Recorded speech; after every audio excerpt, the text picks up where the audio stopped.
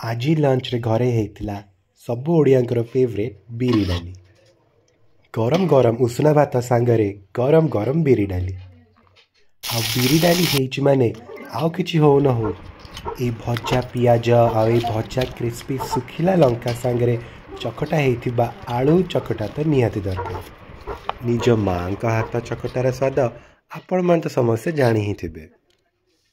बाइगण tomato भाजिकी से कंचा पियाज आउ बड़ी पकईकी आउ गोटे बाइगण टमाटो बड़ी चकटा भी बनईथिले माँ। ता संगे हेइथिला मंजा बेसर कढ़ छतुर गोटे पियाज टमाटो दिया है भजा आउ ता संगे हेइथिला कोबी भजा आउ बस रेडी हेइथिला delicious yummy traditional Odia lunch thali. गरम गरम बिरी डाली एते टेस्टी लगुला ना आपन से बिरी डाली सांगरी लगे कि खाली भात खाई नेबे। जदि आपन को मोर खांटी ओडिया लंच थाली भल लागिला ताले लाइक कर नेबे आ जदि बहुत भल लागिला फॉलो कर नेबे। Thank you enjoy and feel proud to be an Odia.